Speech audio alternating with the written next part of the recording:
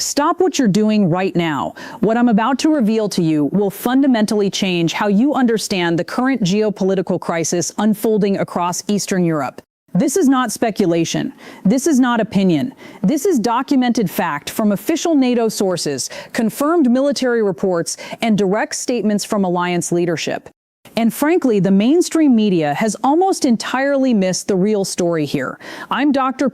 Andrew Collins, and on this channel, we break down the complex geopolitical events reshaping our world with clarity, evidence, and the kind of analysis you won't find anywhere else.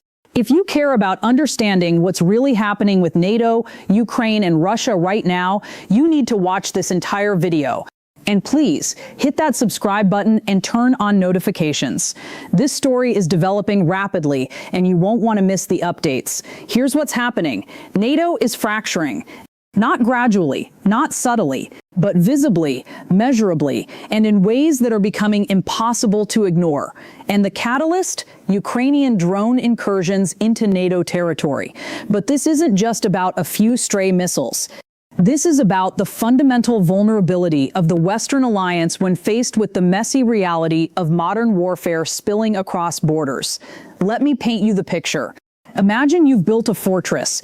You've spent decades reinforcing it, bringing in allies, establishing rules of engagement, creating a collective defense pact that promises if one member is attacked, all members respond. It's called Article 5, and it's the bedrock of NATO security. But now, imagine that the very people you're defending are launching weapons that keep accidentally, or perhaps not so accidentally, landing inside your fortress. How do you respond? Do you invoke Article 5? Do you blame the ally? Do you quietly absorb the risk and pretend it's not happening? That's exactly the dilemma NATO is facing right now. And according to multiple sources, including Reuters, the Telegraph, and official NATO statements, this crisis is escalating faster than anyone expected. Let's start with the most recent incident. On May 7, 2026, suspected Ukrainian drones entered Latvian airspace again. Latvia is a NATO member state. This wasn't an attack on Russia. This wasn't a military operation. This was an incursion into the territory of America's ally. And what happened? An oil-related facility was struck. Infrastructure inside NATO territory damaged by weapons that, according to Latvian officials, originated from Ukrainian military operations. But here's where it gets interesting. Latvia's defense minister, when confronted about this incident, didn't condemn Ukraine. Instead, he defended them. He said, and I quote, "We have been given notice, or rather an overall position from a Ukrainian side, that they of course have the right and the obligation to strike military and legitimate targets within Russian territory. They will continue to do so. As for specific incidents and specific flight trajectories, that will be Ukraine's choice whether they will notify us or not. Such information is generally of an operational nature." Unquote. Do you understand what that statement means? It means NATO is accepting drone incursions into its own territory. It means the alliance is tolerating military operations that breach its airspace. And it means member states are choosing not to hold Ukraine accountable because they're afraid of what happens if they do. Now, I need you to understand something critical here. I'm not saying Ukraine shouldn't defend itself. Ukraine absolutely has the right to defend itself against Russian aggression. But what we're witnessing is the slow, systematic erosion of NATO's most fundamental principle, collective security and territorial integrity. If drones can cross into Latvia without serious consequence, if oil facilities inside NATO can be damaged without triggering alliance response, then what exactly is Article 5 worth? Let me give you the timeline, because this isn't a one-off incident. This is a pattern. A documented, escalating pattern that shows how the Ukraine conflict is literally spilling into NATO territory. March 23, 2026, a drone reportedly exploded inside Lithuania's Lake Lovich region, one of the earliest incidents in what would become a growing chain of aerial violations. March 25, 2026, drone wreckage discovered in Latvia's Kraslava region. 2 incidents in 2 days. Not accidents, not coincidences, a pattern emerging. That same day, March 25th, another drone struck Estonia's Oviir power plant area. Now we're talking about critical infrastructure inside NATO states being damaged by military drones linked to the Ukraine-Russia war. March 29, 2026, a drone crashed near Kuivala in Finland. Finland is a NATO member, Finland shares a border with Russia, and now Finland is experiencing drone incidents on its territory. April 1st, 2026, additional drone wreckage found in Latvia's Reizekne region. This is no longer an isolated event. This is a pattern. This is a crisis. May 3rd, 2026, Finland officially confirms that 2 military drones have strayed into its territory. And this time, the incident is so serious that Finland's prime minister personally raises it with Ukrainian President Volodymyr Zelenskyy, not in a friendly conversation. In a formal diplomatic intervention, May 7, 2026, suspected drones enter Latvian airspace again. Oil facility struck, and the cycle continues. Now here's the critical question. Why is NATO not responding more forcefully? Why are these incidents not triggering emergency alliance meetings? Why is there no unified NATO statement condemning these violations? The answer is both simple and terrifying.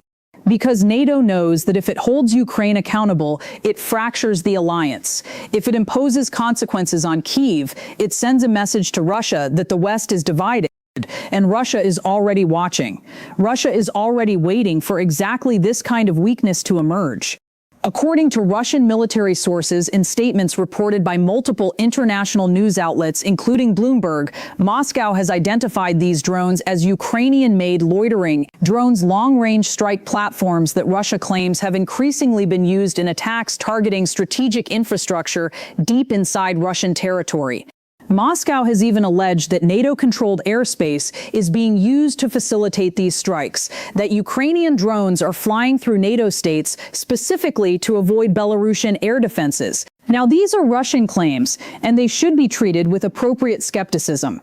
But here's what matters. Whether or not Russia's allegations are true, the perception is spreading. And in geopolitics, perception often matters as much as reality.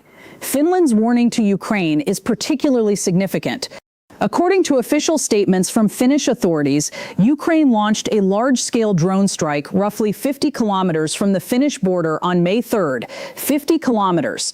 That's not a navigation error. That's not a system malfunction. That's dangerously close to NATO airspace. And it triggered Finland to raise formal diplomatic concerns with Ukrainian leadership. Let me be absolutely clear about what this means. Finland, which just joined NATO in 2023, is now in the uncomfortable position of having to publicly criticize its ally Ukraine over military operations. This is exactly the kind of division Russia wants to see. This is exactly the kind of fracture that weakens the alliance. But wait, it gets worse. Because while NATO is dealing with Ukrainian drone incursions, Russia is simultaneously testing NATO's air defenses in ways that are becoming increasingly brazen.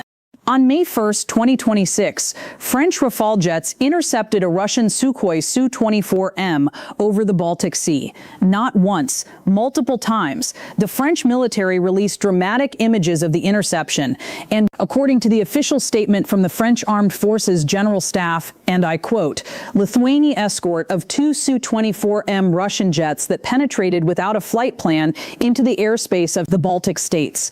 Immediate intervention by French Rafale jets from a French Air Force deployed in Lithuania for Baltic policing.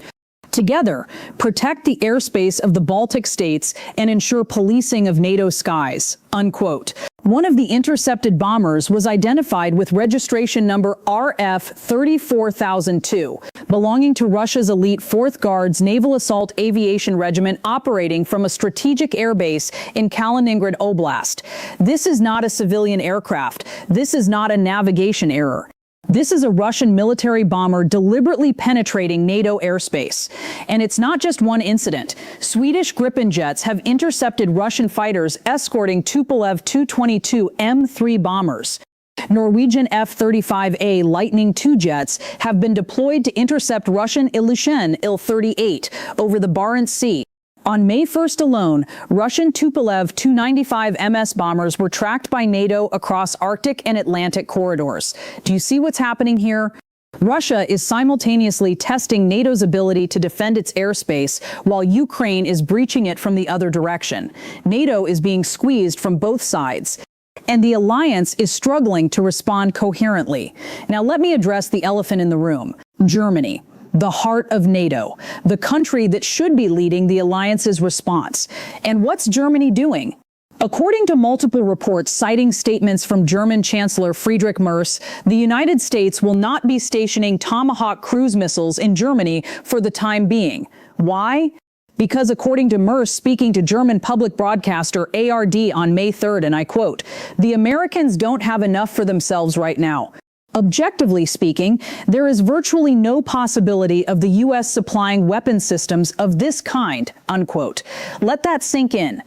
The United States, the military superpower that's supposed to be the backbone of NATO deterrence, is facing a shortage of its most advanced cruise missile systems. It cannot even equip Germany with the weapons needed for credible deterrence against Russia. Merz also addressed the planned withdrawal of U.S. troops from Germany and ongoing discussions around that decision. This is not a minor administrative matter. This is a fundamental question about American commitment to European security. And here's what makes it even more alarming: Russia knows this. Russia can see that NATO is divided. Russia can see that the United States is facing constraints. Russia can see that Ukraine is creating friction within the alliance. And Russia is exploiting all of it. Moscow's defense ministry has claimed that Russian air defenses intercepted 347 Ukrainian drones overnight. They later escalated those figures, alleging that Russian forces shot down roughly 570 Ukrainian drones within just 24 hours. The governor of Bryansk claimed Ukrainian drone strikes injured at least 13 civilians, including a child. Moscow's mayor stated that more than 30 drones were intercepted near the Russian capital. Now, these numbers should be treated with some skepticism. Russia has a history of inflating military claims. But the underlying reality is clear. Ukraine is conducting an unprecedented drone campaign against Russian targets. And this campaign is escalating rapidly. Why? Because Ukraine is preparing for what comes next. And what comes next is Russia's May 9th Victory Day parade, one of the Kremlin's most politically sensitive and security-heavy annual events. And President Volodymyr Zelenskyy has explicitly hinted, that Ukraine could potentially target Moscow's military parade. Let me read you that again. The president of Ukraine has suggested that his military might launch a strike on Russia's most important national holiday celebration. That's not a subtle threat. That's a direct challenge to Russian sovereignty. And it's exactly the kind of escalation that terrifies military strategists on both sides. Russia responded by warning Kiev of severe retaliation if any attack disrupted Victory Day celebrations. Moscow also advised several foreign diplomats to temporarily leave Kiev due to growing security concerns. This is not normal diplomatic language. This is a country preparing for war. Moscow announced a temporary 2-day pause in offensive military operations for Victory Day, presenting the move as a humanitarian gesture, but Zelenskyy rejected it. He demanded a longer ceasefire beginning May 5th, arguing that short truces only create space for tactical maneuvering rather than meaningful diplomacy. Both sides are now accusing each other of exploiting previous ceasefires to regroup, reposition forces, and prepare fresh offensives. And the cycle continues. The escalation continues. The risk of a catastrophic miscalculation continues to grow. Here's what you need to understand about all of this. NATO was built on the assumption that an external threat would unite the alliance. That assumption is being tested, not by Russian invasion of a NATO member state, which would be a clear-cut case for Article 5 invocation, but by something far more insidious: the slow erosion of alliance cohesion through the spillover effects of the Ukraine conflict. Ukraine's drone incursions into NATO territory are creating diplomatic friction. They're forcing NATO members to choose between supporting their ally and protecting their own sovereignty. They're creating opportunities for Russia to drive wedges between alliance members. And they're exposing fundamental weaknesses in NATO's ability to respond to hybrid threats. When Latvia's defense minister essentially says that Ukraine can operate in NATO airspace without notifying the alliance, he's not being generous, he's being realistic. Because if NATO enforces its airspace rules strictly, it risks pushing Ukraine into a position where it feels abandoned by the West. And if Ukraine feels abandoned, it might seek a separate peace with Russia. And if that happens, Russia wins. So NATO is trapped. It's trapped between the need to maintain alliance cohesion and the need to support Ukraine's defense. And Russia is watching this trap close from both sides. According to Russian sources and international military analysts, Moscow has alleged that NATO-controlled airspace had effectively been used to facilitate strikes targeting Russia's Leningrad region. These allegations remain disputed and independently unverified. But the fact that Russia is making them, and the fact that they have some surface plausibility, is itself a problem for the alliance. Because when Russia can credibly argue that NATO airspace is being used for military operations against Russia, it undermines the entire concept of NATO as a defensive alliance. It transforms NATO from a shield into a weapon, and that changes the entire calculus of the conflict. Now let me connect all of this to something even larger. The fundamental question facing NATO right now is not whether Ukraine can defend itself. Ukraine absolutely can and should defend itself. The question is whether the Western alliance can survive the strain of supporting that defense while maintaining its own internal cohesion and its own security. And based on everything we're seeing, the drone incursions, the diplomatic friction, the American constraints on weapon supplies, the German concerns about U.S. commitment, the Russian testing of NATO airspace, the answer appears to be increasingly uncertain. Putin is watching all of this. He's watching NATO struggle with the spillover effects of the Ukraine conflict. He's watching the alliance divide over how to respond to drone incursions. He's watching the United States face constraints on its military capabilities. He's watching Germany question American commitment, and he's smiling. Because from Russia's perspective, this is exactly how you defeat NATO without ever formally fighting it. You create a situation where the alliance's own support for Ukraine becomes a source of internal division. You test the alliance's resolve repeatedly until cracks begin to show. You wait for the moment when one member decides that the cost of unity is too high, and then you exploit that moment. This is not a conspiracy theory. This is basic geopolitical strategy. And Russia has been executing it masterfully. So where does this end? That's the question I want you to think about, because the trajectory we're on right now is not sustainable. Either NATO finds a way to manage Ukrainian military operations more carefully, perhaps through formal agreements about drone operations near alliance borders, or the friction continues to build until it reaches a breaking point. Zelenskyy's hints about targeting Moscow's Victory Day parade suggest that Ukraine is preparing for a dramatic escalation. Russia's warnings about retaliation suggest that Moscow is prepared to respond with force. And NATO's silence suggests that the alliance is hoping this crisis somehow resolves itself without forcing a direct choice. But it won't. These crises never do. At some point, something will happen that forces NATO to choose. And when that moment comes, the alliance will discover whether the bonds holding it together are strong enough to withstand the pressure.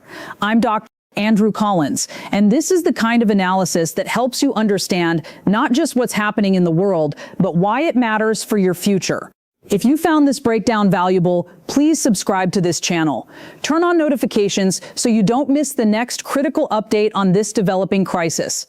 And if you want to support the work we do here, consider becoming a channel member. Your support allows us to continue bringing you this level of detailed, evidence-based analysis. Because understanding geopolitics isn't just about satisfying curiosity. It's about making informed decisions about the world you're living in. And right now, the world is changing faster than most people realize. The next 24 hours could bring significant developments in this crisis. Russia's Victory Day celebrations are approaching. Ukraine's drone campaign is intensifying.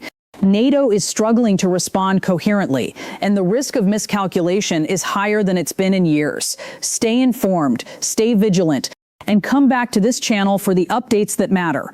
Thank you for watching.